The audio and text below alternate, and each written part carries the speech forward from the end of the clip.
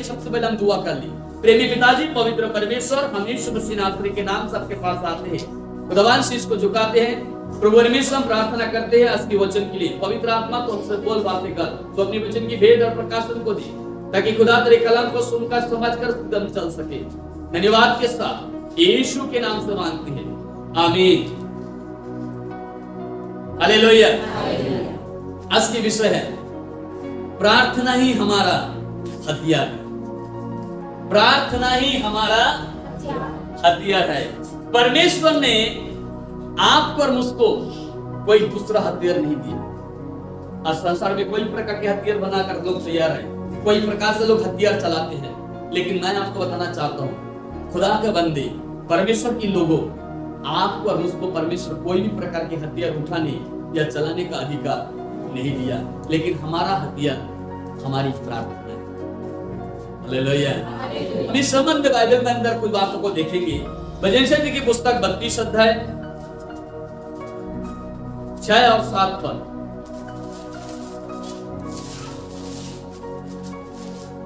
इस कारण हर एक भक्त तुझसे ऐसे समय में प्रार्थना करे जब कि तू मिल सकता है।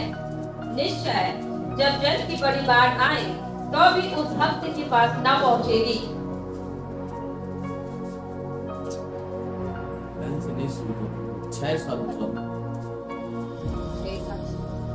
तू मेरे छिपने का स्थान है, तो संकट में मेरी रक्षा करेगा।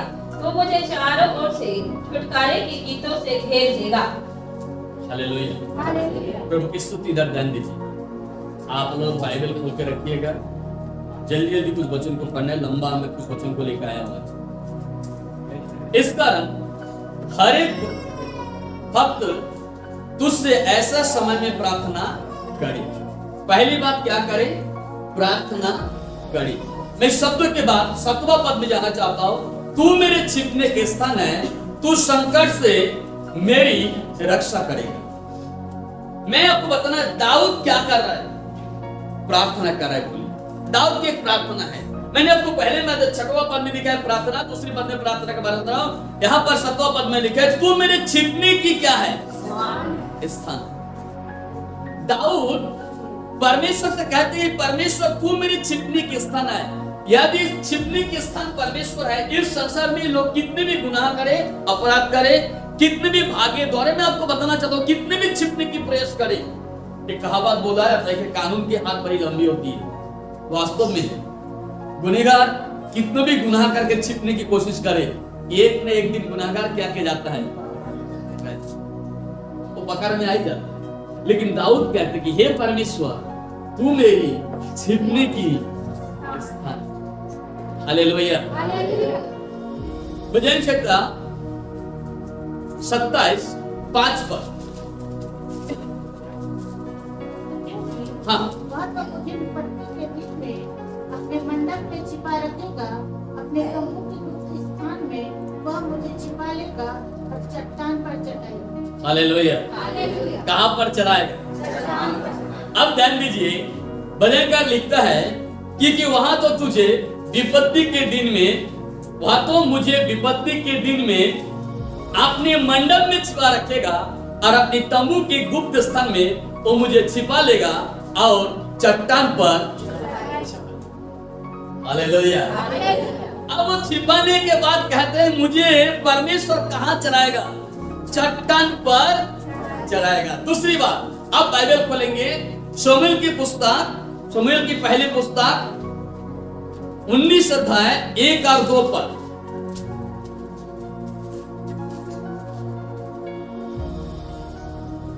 साउल ने अपने पुत्र योनातान और अपने सब कर्मचारियों से दाऊद को मार डालने की चर्चा की, परंतु साउल का पुत्र योनातान दाऊद से बहुत प्रसन्न था। योनातान ने दाऊद को बताया, मेरा पिता तुझे मरवा डालना चाहता है, इसलिए तू सवेरे सावधान रहना और किसी गुप्त स्थान में बैठा हुआ छिपा रहना। हालेलुया। कौन? योनातान क्या बोल रहा है? दाऊद को बोल रहा है, मेरा पिता तुझे क्या करना चाहता है? मरवा डालना। परंतु तू जाकर किसी गुप्त स्थान में क्या करना? लेकिन दाऊद क्या कहते हैं? मेरे छिपने के स्थान। हालेलुया। परमेश्वर, उसको मालूम है मैं कोई और जगह जाके छिप नहीं सकता, इसलिए कहे तू मेरे छिपने का क्या है? स्थान है। आगे वो कहता है तू संकट से मेरी रक्षा करेगा। अब सुनिएगा, मैं आपको बताना, इसके बाद हमने एक वचन देखकर 27 में बाहर, जहां पर भजनकर कह रहा है कि यहोवा जो है मुझे चट्टान पर क्या करेगा? चढ़ाएगा। एक बार और पढ़िएगा जल्दी से, भजन संहिता 36 का 7। हे परमेश्वर, तेरी करुणा कैसी अनमोल है, मनुष्य तेरे पंखों के तले शरण लेते हैं। हालेलुया। हालेलुया। परमेश्वर मनुष्य परमेश्वर की पंखों को तले क्या लेते हैं? कहाँ जाके छिप जाना है? पंखों के तले। अब हमने छिपने के स्थान देख लिए, बहुत सारे बातें देख ली। मैं एक घटना आपको बता दूं, एक उदाहरण बता दूं, मैं संदेश में जाऊंगा। अच्छा बताइए, एक शेर ताकतवर है कि एक खरगोश ताकतवर? शेर ताकतवर। एक दिन की बातें हैं, जंगल में एक खरगोश निकलकर अपनी आहार के लिए चराई कर रहा। इसी बीच में एक शेर जो है खरगोश को देखा और वो पीछे से बड़ी दबे पाव आकर धीरे धीरे आकर उसको पकड़ने का क्या कर रहा है? प्रयास कर रहा है। इसी बीच में खरगोश को पता चल जाता, उसको बनाक लग जाते हैं और खरगोश जो है भागते हुए, कूदते हुए, उछलते हुए वो एक चट्टान की दरार में जाकर छिप जाता। अब ये शेर वहां खड़े होकर दहाड़ रहा है, बहुत दहाड़ रहा है। इतना दहाड़ रहा था कि दहाड़ते दहाड़ते अपनी परिवार, अपने मित्र है ना, अपनी दोस्त, अपनी पार्टी को सबको क्या कर लिया? बुला लिया। ध्यान दीजिए, सबको क्या कर लिया? बुला लिया। मेरे एक से नहीं हो रहा है। आज कोई बार हमारे साथ यही होता है ना, एक से नहीं होता है तो और 10 को लेकर चलो, हम जनसंख्या बढ़ाकर क्या करते हैं? चलते। मैं आपको बताना चाहता हूं, सुनिएगा, आपके और मेरे खिलाफ में कितने भी लोग आ जाए, कुछ भी करे, आप एक बात सोचिएगा। मैं आज आपको बताना है, आपके पास क्या चीज है? आपके पास एक हथियार होना चाहिए, प्रार्थना, है ना। विरोध करने वालों को जाकर आप विरोध नहीं कर सकते, मारने वालों को जाकर आप मार नहीं सकते।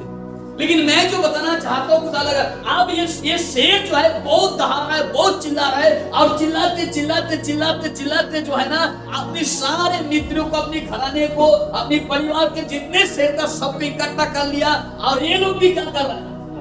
दहाड़ रहा है। परंतु एक खरगोश जो है ये जाकर चट्टान के एक दरार में क्या हो गया? चट्टान क्या है? हमारे हालेलुया। ध्यान दीजिएगा, ये चट्टान में जाकर, ये दरार में जाकर छिप गया, और जितने देर तक इसको चिल्लाना था, काफी चिल्लाया। चिल्लाने के बाद जब ये थक गए तो धीरे धीरे एक जगह से चल बसे। मेरे बोलने का मतलब ये है, हो सके आपके विरुद्ध में कोई योजना बनाया जाए, आपके खिलाफ में कोई लोग कुछ सोचे, आपको दहाड़ेंगे भी, है ना। लेकिन एक चीज है मेरे प्रिय, आप और उनके दहाड़ने के शब्द नहीं डाल सकते, पर हमारी पास एक प्रार्थना होना चाहिए। भजन कहता है, प्रार्थना के साथ कहता है कि तू मेरी छिपने की। खरगोश चट्टान का सहारा लिया, और आपने बोला हमारे यीशु मसीह कौन है? उसने उसकी सहारा लिया, उस दरारों में जाकर छिप गया। उतनी बड़ी ताकतवर शेर भी उसको पकड़ नहीं पाया। मैं आपको बताना चाहता हूँ मेरे लिए, एक दिन की घटना है। दानियल को भी इसी प्रकार लोगों ने सोचा कि दानियल को कैसे गिराया जाए। दानियल के खिलाफ में आकर बहुत युक्ति और योजना बनाया गया। दानियल को नष्ट करने के लिए काफी योजना सोचा गया। लेकिन मैं आपको बताना चाहता हूँ मेरे को, आखिरी दम तक दानियल प्रार्थना में रहा। यहाँ तक कि चुगल पर चुगली करके फंसाने की कोशिश किया, यहाँ तक कि ले जाकर के शेरों की मुंह में यानी गुफा में डाल भी दिया।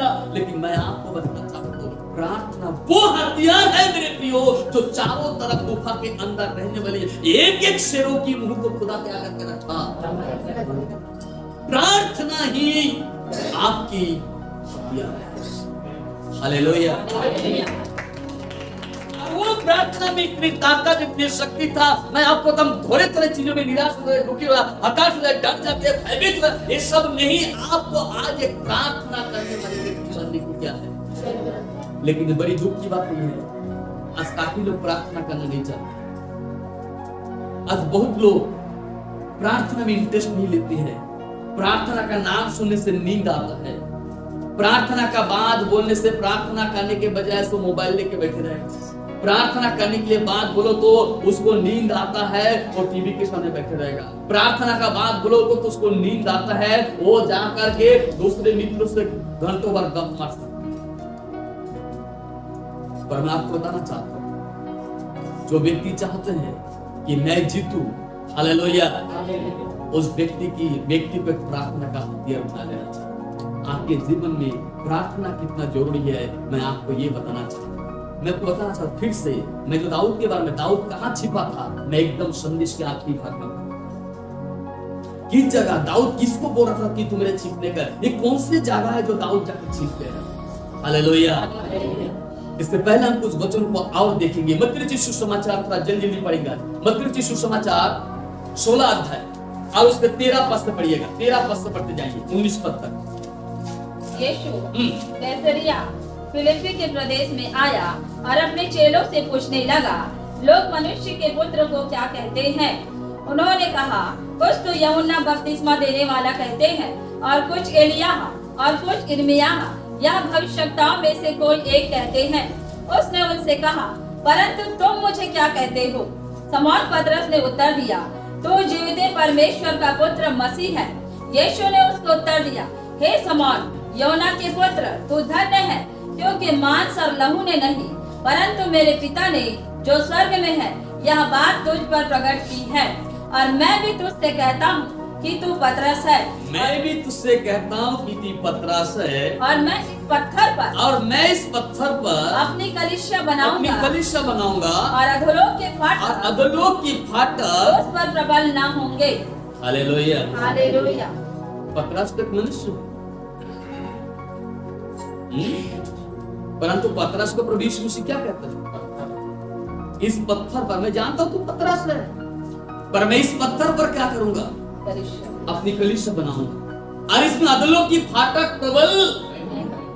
मैं आपको बताना चाहता हूं पतरस को क्यों प्रभु यीशु मसीह सकारा। मैं आपको क्या लगता है, पत्थर एक चट्टान की मतलब क्या है। पतरस को प्रभु यीशु मसीह पहले से ही बता दिया कि मैं बताना चाहता हूँ कलीसिया, प्रभु कलीसिया क्या है। आपको क्या लगता है, बड़ा बिल्डिंग है, बड़ा घर है, नहीं, कलीसिया आप है, बैठे हुए एक एक व्यक्ति। मैं एक कलीसिया हूँ, और खुदा मुझसे कहता है यदि मैं वचन में, प्रार्थना संगति में सही हूँ, मेरे पास प्रार्थना का हथियार है, तो खुदा मेरा नाम लेकर कहेगा, सुन, मैं जानता हूँ तू फलाना है, फिर भी मैं अपनी कलीसिया तेरे अंदर नहीं हूं, और उसका अधोलोक की फाटक प्रबल। जानते हो यीशु मसीह के पास आने वाले ऐसे नहीं, काफी लोग आया प्रभु के नाम से, और काफी लोग छोड़ के भी क्या चले गए। लेकिन यीशु के साथ वो चल सकता है जो प्रार्थना करता है। यीशु मसीह कलीसिया उसको कहते हैं जो डरते नहीं, जो भयभीत। पतरस को कह दिया, सुन, मैं कहता तो पतरस है, परंतु सुन, मैं तुझ में अपनी कलीसिया, इस पत्थर पर अपनी कलीसिया बनाऊंगा, और इसमें अधोलोक की फाटक प्रबल। वो पतरस जो मछुआरे थे, वो पतरस जब प्रभु को जाना, जब प्रार्थना संगति में बढ़ा, वो वही पतरस प्रभु की सेवकाई के लिए कितना तारना पड़ा, कितनी तकलीफ उठाई। अंत में है ना, पतरस को जब मृत्यु की बारी है, तो जानते हो ना कैसे चला था, उल्टा है। किसने, वो पीछे हटा नहीं। एक व्यक्ति के जड़ से कलीसिया का निर्माण पूरा कर सकता है। पतरस की सेवा में बहुत लोग मन फिराए, पतरस की सेवा में बहुत लोग प्रभु यीशु मसीह को उद्धार का रूप में क्या किया, ग्रहण किया। मैं आज आपको बताना चाहता हूँ प्रार्थना बहुत जरूरी हालेलुया। प्रार्थना बहुत क्या है, जरूरी है। एक व्यक्ति को प्रार्थना करना चाहिए। आइए हम इसकी दूसरी बातों को देखते हैं। आप अपनी बाइबल में मत्ती रचित सुसमाचार है ना, उसका 7 अध्याय 24 पद से 27 पद के बीच में घटना लिखा गया। इसलिए हाँ। जो कोई मेरी ये बातें सुनकर उन्हें मानता है, पढ़िए। वह उस बुद्धिमान मनुष्य के समान ठहरेगा जिसने अपना घर चट्टान पर बनाया। जिसने अपना घर कहाँ बनाया? चट्टान पर बनाया। और मेघ बरसा और बाढ़ें आई और आंधियां चली और उस घर से टकराई। हाँ। फिर भी वह नहीं गिरा, आगे क्योंकि उसकी नींव चट्टान पर डाली गई थी। हालेलुया, हालेलुया, हालेलुया। हालेलुया। सुनिए बाइबल क्या बता रहा है। यहाँ 2 मनुष्यों का उदाहरण है कि घर बनाना चाहा। एक जन में चट्टान में जाकर नींव खोद के मेहनत करके क्या किया, नींव डाला और घर को बनाया। और घर बनाने के पश्चात आंधी आई, तूफान आई, बाढ़ें आई, उस घर से टकराई, किंतु क्योंकि वो घर कहाँ बना हुआ था? मेरे प्रियो, घर कौन है? किसके बारे में बाइबल कहता है? प्रभु यीशु मसीह पतरस को बोल दिया कि हे पतरस, इस पत्थर पर अपनी कलीसिया बनाओ और इसमें अदलों की फाटक प्रबल। कितने भी आंधी आ जाए, कितने भी तूफान आ जाए, कितनी भी परेशानी आ जाए, कितनी भी मुसीबत आ जाए, कितनी भी तकलीफ आ जाए, कितनी भी विरोध आ जाए, पतरस पीछे नहीं, वो आगे और आगे क्या करते जा रहे हैं। यहाँ पर एक घर का उदाहरण का मतलब समझ रहे। एक बुद्धिमान व्यक्ति जब कभी घर बनाते हैं तो घर के नींव सोच समझ कर ढालते हैं। वो घर का नींव अच्छे गहरा खोद करके, है ना, आज बहुत सारा मटेरियल उसमें क्या करता है, अच्छे मोटा मोटा स्तर को लाएंगे, है ना, गिट्टी लाएंगे, सीमेंट लाएंगे, रेती लाएंगे और मिस्त्री को बोलेंगे भाई थोड़ा सा अच्छा से इस घर को क्या बना। आज जिसको जल्दी बनाने का रहेगा वहां आगे लिखे कि एक व्यक्ति ने जाकर, निर्बुद्धि ने जाकर क्या किया, बालू पर क्या कर दिया, घर बना दिया। और बालू पर घर तो बहुत जल्दी बन गया। कुछ लोगों को विश्वास ये होता, बहुत जल्दी विश्वास करता है, लेकिन विश्वास कुछ दिन का तब, क्योंकि प्रार्थना वाला विश्वास नहीं उसके पास। सब विश्वास बोलते तो भी क्या करते हैं, विश्वास। परंतु मैं आपको बताना चाहता हूं, सुनिएगा, बालू पर घर बन लिखा है। जब बालू पे घर बनाएगा तो आगे लिखा है आंधी आई, तूफान आई, तो घर से क्या की, टकराई और वो गिर कर सत्यानाश। परंतु जिसके पास प्रार्थना है, हालेलुया, जिसने वचन रूपी में अपने नींव डाला, जिसने प्रार्थना में अपने नींव डाला, जिसने प्रभु यीशु को बाचा बांधा चलने का निर्णय लिया, हालेलुया। मैं आपको फिर से दोहराना चाहता हूँ, उस घर में कितने भी अंधेर तूफान आए, कितने भी टकराए, उसको गिरा नहीं सकता। आज एक बात आपको बताना चाहता है, ऐसा खुदा के बहुत सेवक के साथ, बहुत दास दासी के साथ, प्रभु के लोग साथ कोई प्रकार की परेशानी आए, लेकिन उन्होंने खुदा को नहीं छोड़ा, जिस वजह से खुदा का कार्य निरंतर क्या करते जा रहा है। आज प्रभु एक विश्वासी, एक प्रार्थना करने वाले व्यक्ति के बारे में सोचता है। मैं आपको फिर से दोहराऊं, प्रार्थना ही हमारा क्या है। आइए हम कुछ बातों को जल्दी बढ़ेंगे। राजाओं के वृत्तांत पहला भाग 19 अध्याय का 8 पद।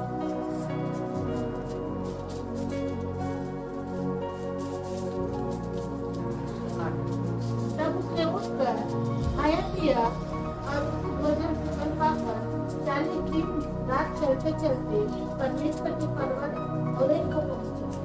कौन सा पर्वत में पहुंचा? कौन है ये? एलिया है। कौन सा पर्वत में गया? होरेब पर्वत में। क्या के लिए गया? और पढ़िए 18 अध्याय उसके 41 पद पर पढ़ते जाइए। फिर एलियाह ने अहाब से कहा, उठकर खा पी, क्योंकि भारी वर्षा की सनसनाहट सुन पड़ती है। तब अहाब खाने पीने चला गया। तब अहाब खाने पीने के लिए क्या किया? चला गया। और एलियाह करमेल की चोटी पर चढ़ गया और भूमि पर गिरकर अपना मुंह घुटनों के बीच किया। कहाँ चढ़ गया? करमेल की चोटी। करमेल की चोटी पर। अच्छा, करमेल क्या है? पढ़िए उसका 19 पद पढ़िए पहले।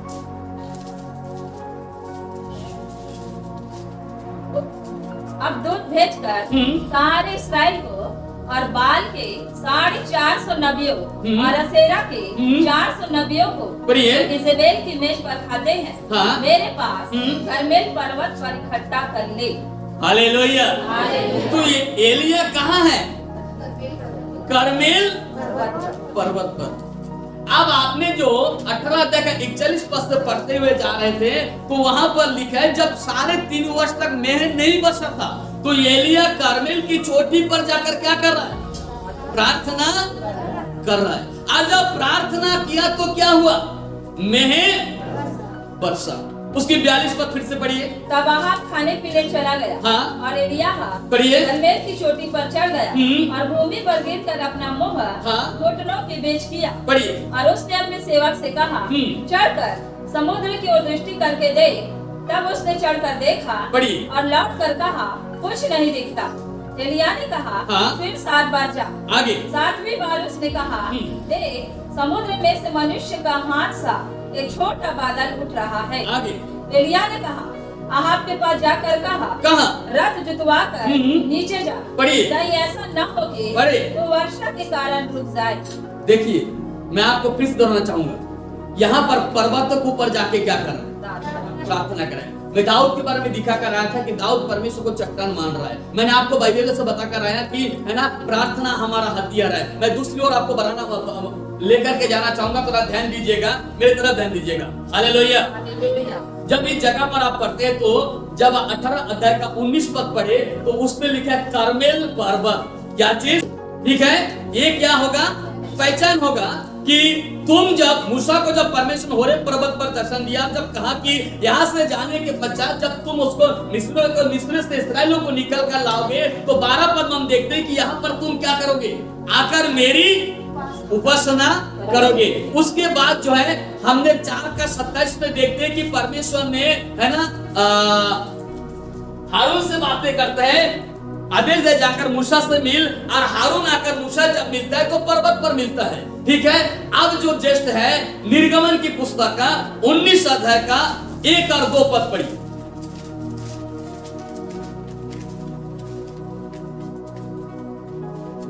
इस्राएलियों को मिस्र देश से निकले हुए जिस दिन 3 महीने बीते, उसी दिन वे सीनै के जंगल में आए। और जब वे रपीदीम से कूच करके सीनै के जंगल में आए, तब उन्होंने जंगल में ढेरे खड़े किए और वहीं पर्वत के आगे इस्राएलियों ने छावनी डाली।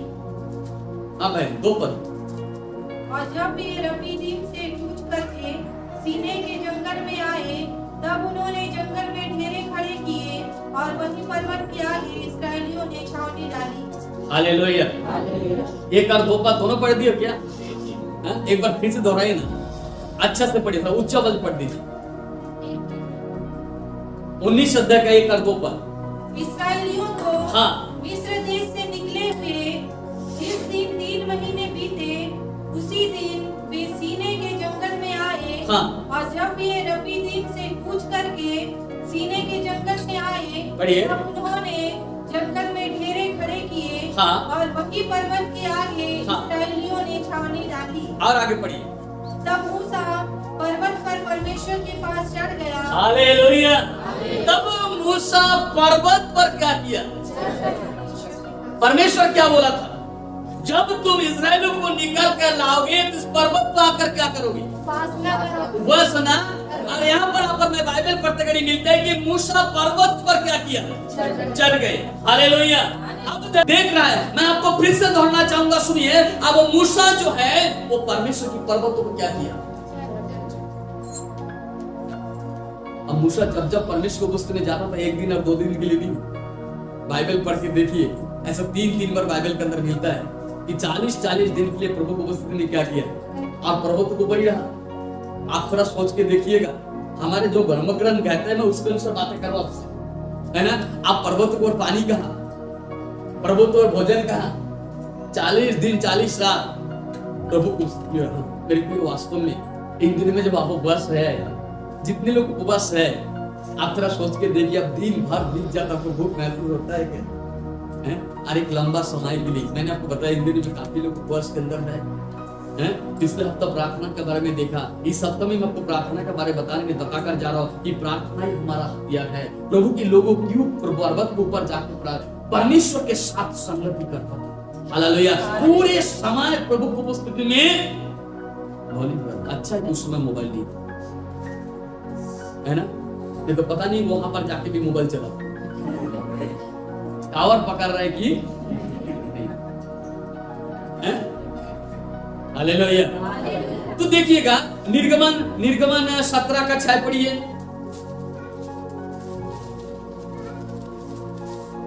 देख, हाँ मैं तेरे आगे चलकर ओरे पहाड़ की एक चट्टान पर खड़ा रहूंगा और तो उस चट्टान पर मारना, हाँ तब उसमें से पानी निकलेगा। क्या मारना? हथौड़ा? लाठ नहीं, क्या मारना? हथौड़ा, तलवार, शब्बल ले जाकर नहीं। मैंने आपको बताया आपको उसका हथियार नहीं मिला कि परमेश्वर ने बोला है तो जहां के जाना है, एक गन लेके जाएंगे, छेनी रखेंगे और दनादन मारेंगे तो पानी निकलेगा।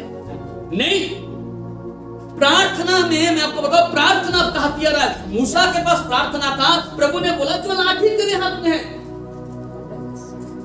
एक डंडा पत्थर में मार भी दोगे तो क्या पत्थर टूट जाएगा? हैं? क्या टूटेगा? लाठी। लेकिन यहाँ पर अलग हो रहा है, यहाँ पर लाठी नहीं टूटा, परंतु चट्टान से, क्योंकि चट्टान में हमारे खुदा है। हालेलुया। मैं आपको बताना चाहता हूँ परमेश्वर चट्टानों में भी आपके मेरे लिए उपाय करने वाला परमेश्वर है। इसलिए मैं आपको बताना चाहता हूँ, सुनिएगा, है ना, अब्राहम के समय परमेश्वर ने पर्वतों के ऊपर भी क्या किया? उपाय किया, निम्न उपाय किया। हालेलुया। इसलिए बाइबल में लिखा है उस जगह पर कि यहोवा यीरे है, अर्थात पर्वतों के ऊपर भी उपाय करने वाला परमेश्वर। उसके पास वो प्रार्थना थी। प्रार्थना से बड़ा कोई हथियार नहीं है। प्रार्थना में पत्थर भी क्या होता है? आज्ञा मान करके, परमेश्वर का आज्ञा को मान करके केवल जगह लाठी को मारा, उसमें से ही क्या निकला? पानी निकला। मैं आपको फिर से दोहराना चाहता हूँ, मेरे साथ पढ़िएगा 18 अध्याय का 5 पद पढ़िएगा, निर्गमन 18 का 5। मूसा की पत्नी हाँ और पुत्रों को पढ़ी। उसका ससुर यित्रो संग ले हुए मूसा के पास जंगल के उस स्थान में आया जहाँ परमेश्वर के पर्वत के पास उसका डेरा पड़ा था। ध्यान दीजिए, मूसा का ससुर जब मूसा से मिलने के लिए आया, मूसा की पत्नी और बच्चों को कहाँ लेकर? मतलब मुखिया प्रार्थना में है तो परिवार प्रार्थना में है। मूसा प्रार्थना में है, मूसा के पास प्रार्थना का जीवन है, मूसा परमेश्वर से प्रार्थना करते। मैं आपको बताना चाहता हूं, तो उसकी पत्नी, उसके बच्चे भी कहां आए? पर्वत के पास। यदि मेरे जीवन में प्रार्थना है तो मेरे बच्चे में भी प्रार्थना करना का। हालेलुया। यदि मैं वचन पढ़ता हूं तो मेरे बच्चे भी वचन पढ़ेगा, क्योंकि पिता जो करता है उसको देखकर वो सीखता है। हालेलुया। मैं और एक बात बताना चाहता हूं, सुनिएगा, निर्गमन 24 का 13 पढ़िए।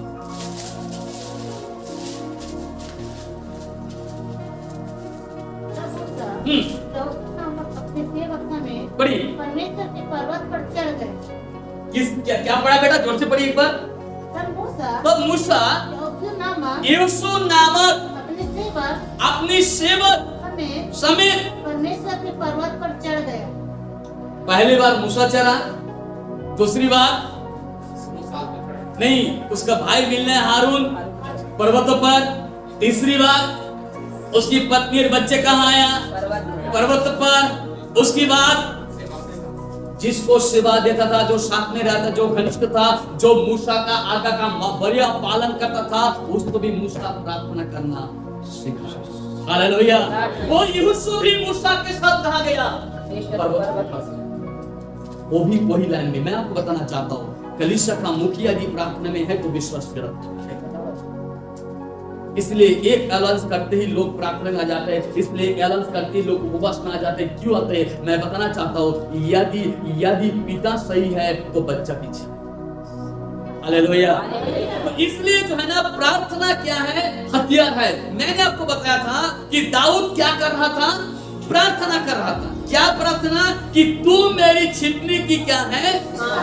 तो मैंने अभी तक जितने भी चीज दिखा है कि प्रार्थना संबंधित की कैसे प्रार्थना कर रहा है। अरे लोग पर्वतों पे जा रहा है। अब दाऊद के छिपने के स्थान कहाँ है? आइए मेरे साथ शमूएल की पहली पुस्तक 23 अध्याय का 14 वचन। तब हाँ दाऊद जंगल के गढ़ों में रहने लगा तब दाऊद जंगल के गढ़ों में रहने लगा और पहाड़ी देश के हाँ जीप नामक जंगल में रहा। कहाँ पर है दाऊद अभी?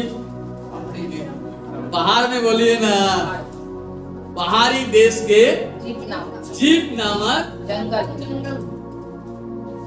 हाँ अब उसका 19 और 20 पद पढ़िए। तब हाँ जीपी लोग गिबा में साउल के पास जाकर कहने लगे, हाँ दाऊद तो हमारे पास होरेस के हाँ गढ़ों में अर्थात उस हकीला नामक पहाड़ी पर छिपा रहता है, हाँ जो पढ़िए। यशीमोन के दक्षिण की ओर है। इसलिए अब हे राजा, तेरी जो इच्छा आने की है पढ़िए। तो आ और उसको राजा के हाथ में पकड़वा देना, हाँ। हमारा काम होगा। कौन बोल रहा है? जीपी लोग बोल रहे हैं। क्या वो पकड़वा कर दे सकता है? बोलता है तो आ। किसको बोल रहा है? साउल राजा को बोल रहा है ना? तो आ और हम क्या करेंगे? पकड़वा देंगे। ध्यान से सुनिएगा, मैं आपको फिर से दोहराना चाहता हूँ। जब इस जगह पर परमेश्वर का वचन को आप पढ़ रहे थे, हालेलुया, एक कोई छोटी सी बात नहीं है। जीपी लोग बोल रहा है, साउल को न्योता दे रहा है, बोले सीधा आ, हम उस दाऊद को पकड़वा कर तेरे हाथ में क्या करेंगे? नहीं, जब तक खुदा की इच्छा ना हो आपको कोई पकड़ ही नहीं सकता। बाइबल दवा करती है, खुदा कलाम कहता है जो मेरे लोगों को छूता मेरे हाथ में छूता है। इतना आसान नहीं है खुदा का है। प्रभु कह रहा है, खुदा का वचन कहता है। मैं आपको बताना चाहता हूं, सुनिए, योजना बना दिया। क्या दाऊद के लोग पकड़ के दाऊद को उनके हाथ में दे पाया? शाऊल के हाथ में नहीं। इन लोग दहाड़ते रह गया, बोलते रहेगा आजा राजा, हम पकड़ के देंगे। लेकिन दाऊद के पास एक प्लान था। मैं आपको फिर से कहना चाहूंगा, मैंने शुरू में उदाहरण एक खरगोश का और एक शेर का। शेर दहाड़ते रहेगा, दहाड़ते थक गए, परंतु खरगोश सिकने के स्थान चट्टान की तरह रह गया, छिप गए। अब मेरे प्रियो, संसार में किसी भी किनारे मनुष्य छिप नहीं सकता, लेकिन एक चीज है, यदि आप प्रार्थना करेंगे तो परमेश्वर आपके परमेश्वर की पंख तले आपको ये हमारे बारे में बता। हालेलुया, नहीं, इसी समूएल की पुस्तक में है, इसका 24 अध्याय उसका 1 पद से लेकर 12 पद तक को ये स्पष्ट पढ़ेंगे। जब साउल फलिस्तियों का पीछा करके लौटा, तब उसको यह समाचार मिला कि दाऊद ए नगदी के जंगल में है। तब साउल समस्त इस्राएलियों में से 3000 को छांट कर दाऊद और उसके जनों को बनेले बकरों की चट्टानों पर खोजने गया। जब वह मार्ग पर के भेड़ सालों के पास पहुंचा, जहां एक गुफा थी, तब साउल दिशा फिरने को उसके भीतर गया। उसी गुफा के कोनों में दाऊद और उसके जन बैठे हुए थे। तब दाऊद के जनों ने उससे कहा, सुन, आज वही दिन है जिसके विषय यहोवा ने तुझसे कहा था, मैं तेरे शत्रु को तेरे हाथ में सौंप दूंगा कि तो उससे मनमाना बर्ताव कर ले। तब दाऊद ने उठकर साउल के बागे की छोर को छिप कर काट लिया। इसके बाद दाऊद साउल के बागे की छोर काटने से पछताया। वह अपने जनों से कहने लगा, यहोवा न करे कि मैं अपने प्रभु से, जो यहोवा का अभिषिक्त है, ऐसा काम करूं कि उस पर हाथ उठाऊं, क्योंकि वह यहोवा का अभिषिक्त है। ऐसी बातें कहकर दाऊद ने अपने जनों को समझाया और उन्हें साउल पर आक्रमण करने को उठने न दिया। फिर साउल उठकर गुफा से निकला और अपना मार्ग लिया। एक मिनट उसके बाद एक ऐसी गुफा में दाऊद क्या हुआ है? छुपा हुआ। और इस गुफा के अंदर कौन आ गया? साउल गया। परंतु साउल दाऊद को देख नहीं गया। आप एक बात सोचिए, एक ही गुफा के अंदर, एक उस गुफा के किनारे दाऊद और अपने जन क्या हुआ था? छुपा हुआ था। लेकिन फिर भी साउल की नजर दाऊद पर नहीं पड़ा, परंतु दाऊद का नजर हालेलुया, हालेलुया, हालेलुया। दाऊद किसको अपना छिपने का स्थान मान लिया? परमेश्वर को छिपने के स्थान मानने के कारण, हालेलुया, एक ही गुफा के अंदर है, देखिए, लेकिन वो शाऊल जिस दाऊद को घात करना चाहता है, मारना चाहते हैं, शाऊल की नजर दाऊद पर। यहां तक दाऊद की साथियों बोलने लगे, परमेश्वर जो वायदा किया वो तेरे हाथ में कर दे सुमार। बोले मैं आपको फिर से दोहराऊं, मसीहों को तलवार नहीं, तलवार चलाने के लिए नहीं, प्रार्थना करने का। हालेलुया। दाऊद ने तलवार नहीं चलाया, दाऊद ने प्रार्थना। आगे बढ़ते 8 पद से। उसके बाद हाँ। दाऊद भी उठकर पढ़िए। गुफा से निकला और साउल को पीछे से पुकार कर बोला, हाँ। हे मेरे प्रभु, हे राजा। जब साउल ने पीछे मुड़कर देखा, तब दाऊद ने भूमि की ओर सिर झुकाकर दंडवत की। और दाऊद ने साउल से कहा, जो मनुष्य कहते हैं कि दाऊद तेरी हानि चाहता है, उनकी तू क्यों सुनता है? देख, आज तूने अपनी आंखों से देखा है कि यहोवा ने आज गुफा में तुझे मेरे हाथ सौंप दिया था, और किसी ने तो मुझसे तुझे मार डालने को कहा था, परंतु मुझे तुझ पर तरस आया और मैंने कहा, मैं अपने प्रभु पर हाथ ना उठाऊंगा, क्योंकि वह यहोवा का अभिषिक्त है। फिर हे मेरे पिता, देख, अपने बागे की छोर मेरे हाथ में दे। मैंने तेरे बागे की छोर तो काट ली, परंतु तुझे घात ना किया। इससे निश्चय करके जान ले कि मेरे मन में कोई बुराई या अपराध का सोच नहीं है। मैंने तेरे विरुद्ध कोई अपराध नहीं किया, परंतु तू मेरा प्राण लेने को मानो उसका अहेर करता रहता है। यहोवा मेरा और तेरा न्याय करे, और यहोवा तुझसे मेरा बदला ले, परंतु मेरा हाथ तुझ पर ना उठेगा। हालेलुया, हालेलुया, हालेलुया, हालेलुया। शाऊल को दिखा दिया, देख देख बागे के एक छोर मेरा हाथ, परंतु मैंने तुझ पर तलवार, और मैं तलवार तुझ पर चलाऊंगा भी नहीं। Hallelujah, hallelujah. लिखा है 12 पद में, यहोवा मेरा और तेरा न्याय करे, और यहोवा तुझसे मेरा बदला ले, परंतु मेरा हाथ तुझ पर ना। हालेलुया। मेरे प्रियो खुदा के लोगों में आपको बोलना चाहता हूँ, आपको किसी के ऊपर हाथ उठाने का तो अनुमति नहीं है, लेकिन मैं आपको एक बात जरूर बताना चाहता हूँ, आपके पास प्रार्थना का एक हथियार होना चाहिए। यदि आप प्रार्थना करने वाले व्यक्ति हैं, यदि आप घंटों घंटों प्रभु को उपस्थिति में जाने वाले व्यक्ति हैं, यहाँ नहीं कि आप उपवास लेके बिल्कुल प्रार्थना नहीं कर रहे, बाइबल कोई मतलब नहीं है। आप अपनी प्रार्थना का समय निकले, आप प्रभु को उपस्थिति में क्या कीजिए, आपको छिपा कर रखने वाला परमेश्वर अपने पाप को तले छिपाएगा। मैं आपको बताना चाहता हूँ बिल्कुल, ये जितने भी लोगों की बात आपको बता रहा हूँ, ये प्रार्थना का जीवन था, ये पर्वतों पर चढ़ गया। मैं आपको बताऊं, ये परमेश्वर को है ना अपना सर्व स्थान मान लिया, छिपने के स्थान मान लिया। कहते हैं कि तेरे पंख तले हम क्या रहेंगे, छिपे रहेंगे। हालेलुया। एक वचन और पढ़िए, उसका संदेश समाप्त करूंगा। आपके बाइबल में राजाओं की वृत्तांत उसका दूसरा भाग और उसका 6 अध्याय को जब आप पढ़ेंगे ना, 6 अध्याय का 8 पद से 19 पद के बीच में बहुत लंबा हो जाएगा। बहुत एक अच्छी बात लिखा है, परंतु उसका 15, 16, 17 पद पढ़िए मात्र।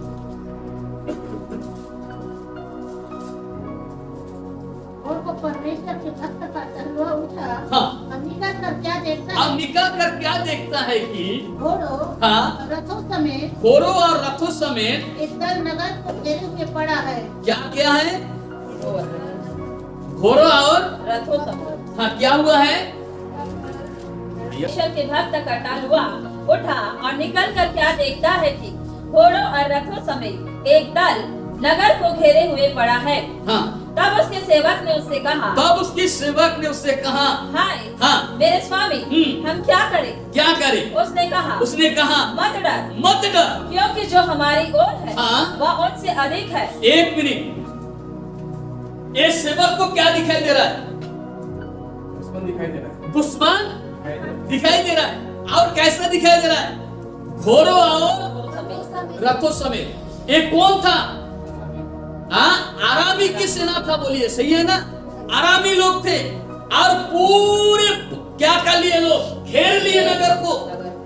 और ये बात एलिशा के सेवक को क्या कर रहा है, दिखाई दे रहा है, लेकिन पीछे क्या है वो नहीं दिखा। आप पढ़िए आगे। उसने कहा हाँ। मत डर, मत, कौन बोलता है? एलिशा बोलता है मत डर, क्योंकि जो हमारी ओर है हाँ। वह उनसे अधिक है। हालेलुया। जो हमारी ओर है वो उनसे, अधिक है। लेकिन ये बंदा को क्या दिख रहा है? इधर प्रभु के भक्त बोलते हैं कि हमारी ओर जो है उनसे क्या है? अधिक सेना है। अब मेरे को तो नहीं, आरामी की सेना क्या कर रहा है? दिखाई दे रहा है। वो भी क्या घोड़े और रथ समय पूरे नगर को घेर लिया। अब ये कहते हैं कि हमारी ओर जो है उनसे भी अधिक क्या है? आप थोड़ा सोच के देखिए, आज कोई विश्वासी, कोई लोगों के जीवन के अंदर यही होता है, जब कोई समस्या दिखता है उसको समस्या दिखता है, लेकिन समस्या का हल करने वाले व्यक्ति नहीं दिखता। वो दिखेगा कहां से? क्योंकि वो हल करने वाले व्यक्ति देखने के लिए उसके अंदर प्रार्थना की जरूरत है, पर प्रार्थना तो है नहीं। इसलिए एलिशा के सेवक आरामी सेना को देख रहा है, लेकिन प्रभु की दास जो बोल रहा है वो उनको नहीं दिख रहा है। कि तो प्रभु की दास एलिशा को कुछ अलग दिख रहा है, क्योंकि वो जो प्रार्थना योद्धा है, क्या है वो? एक प्रार्थना दा। मैंने आपको बताया, संदेश के आखिरी करने जा रहा हूं कि प्रार्थना ही हमारी क्या है? अभी बढ़िया। एलिशा ने, हाँ? तब एलिशा ने हाँ? यह प्रार्थना की, यह प्रार्थना की, हे यहोवा, हे यहोवा, इसकी आंखें खोल दे, इसकी आंखें क्या कर दी? खोल दे। खोल दे, कि यह देख सके। कि आप देख सके। एक मिनट के अंदर था क्या? तो उसको शारीरिक की रूप की हर चीज दिख रहा था, शारीरिक चीज, लेकिन आत्मिक चीज, आत्मिक बातों को देखने के लिए प्रार्थना करने का, आत्मिक आंख खोलने की क्या है? अब जानते हो, काल जब बच्चों को मैंने आपको बताया, मैं 2 हफ्ता आपको संदेश दे सकता था इसमें से। काल जब बच्चों को मैं तैयारी करता भवन का यहाँ पर आकर के, मैं बहुत समय, कल रात को फिर बैठा, आज सुबह भी अंकित तैयार होकर आ गए, आराधना जाएंगे करके वो, मैं उनको सामने रूम में बैठा, मैं अंदर में इसका तैयारी कर ही रहा था। एक बातों को सोच रहा था, प्रभु सस्मी सबकी आँख खोले। आज आत्मिक आँख बहुतों का खुला नहीं है, इसलिए संसार की सारे चीज को दिख जाते हैं, लेकिन आत्मिक चीज। तब प्रभु की दास क्या कर रहा था उनके लिए? आप पढ़िए, और उसकी आंखें खुल गई। आगे, हे यहोवा, इसकी आंखें खोल दे, यहाँ देख सके। यहाँ देख सके। तब यहोवा ने सेवक की आंखें, तब यहोवा ने एलिशा की सेवक की आंखें खोल दी, और जब वह देख सका, अब जब वह देख सका, तब क्या देखा? तब क्या देखा कि एलिशा के चारों चारों ओर का पहाड़, हालेलुया, हालेलुया, एलिशा के चारों ओर की पहाड़ अग्निमय घोड़ों और रथों से भरा हुआ है। Hallelujah, hallelujah. इसलिए प्रभु यीशु मसीह ने पतरस को बोला था, पतरस तू कौन है? नहीं, पतरस तू योना का पुत्र क्या है? मैं जानता हूँ, पर फिर भी मैं इस पत्थर पर क्या करूंगा? अरे एलिशा कहाँ पर आया? नहीं, अरे एलिशा का चारों तरफ का पहाड़ क्या है? प्रार्थना करने वालों को, प्रार्थना करने वाले व्यक्ति से खुदा एलिशा का हालेलुया। इसलिए मैं एलिशा का हर नौजवान से कहना चाहूंगा, आपकी पूरी जवानी आप प्रभु को दीजिए। खुदा ने आपको अपनी मनमानी करने के लिए नहीं किया। Hallelujah, hallelujah. मैं आपको कई बार गवाही दिया, मैं बड़ी कम उम्र में शुरू किया। मैं अपनी जवानी के समय अपनी मनमानी इच्छा नहीं, मैं प्रभु की सेवकाई में बचे। Hallelujah, hallelujah. आत्मिक आंखें खुलना है ना, सब लोगों का नहीं खुला है। आप सोच के देखिएगा, एलिशा के साथ रहने वाले सेवक का भी आंखें जरूर प्रार्थना करता था, जरूर सब कुछ करता था, हालेलुया भी बोलता रहा होगा, है कि ताली भी बजाता रहा होगा। सुबह उठ करके देख रहा, आरामी सेना के लोग जो है सब चारों तरफ घेर लिए, वो भी दिख रहा है।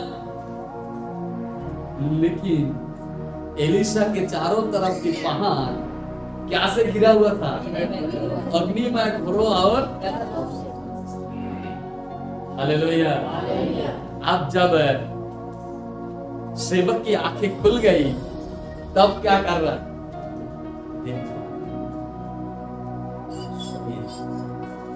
आज फिर एक बार बताओ, मानने वालों से बचाने वाला बड़ा। हालेलुया। हमारे खुदा बचाए। प्रभु अंदर में दूध पाका देकर के रखते, जहाँ मेरे भक्त के चारों तरफ आजाद पर मुझको उस पर्वत की तरफ देखने की क्या है? इधर आके उठाना। फिर से एक बार बोलिए, मैं अपनी आंखें मुझे सहायता कहाँ से मिलेगी? मुझे सहायता यहोवा की ओर से। आजाद पर मुझको प्रभु की तरफ नजर उठाने की क्या है? जो देखने की जरूरत उसकी तरफ आशा होंगे। मैं आपको बताना चाहता हूँ, क्या एलीशा को ये आरामी सेनानी दिख रहा था? लेकिन मुझसे भी ज्यादा वो दिख रहा था, मैं जिससे प्रार्थना करता हूँ, मेरे छिपने का जो स्थान है, जो मेरी प्रार्थना सुनता है, मेरी प्रार्थना जो मेरा हथियार है, खुदा ने अपने हथियार के लिए अपनी सेनाओं को क्या कर दिया? आपको फिर दोहराना चाहूंगा, यहाँ प्रार्थना करने का हथियार बना आपके अपने बिरगुटने वाले हर एक अंधी और तूफान, हालेलुया, हर एक अंधी तूफान। लेकिन क्या तुरंत नहीं, समय लगता है। प्रार्थना करें, निरंतर प्रार्थना का फल मिलेगा। तो मैं आज फिर से दोहराऊं, पिछले हफ्ते हमने देखा प्रार्थना में 3 बातें, और आज हमने देखना प्रार्थना ही हमारी प्रार्थना है। आप जितनी अधिक प्रार्थना कर सकते हैं, अपने लिए उतना ही अच्छा होगा। प्रभु की स्तुति हो।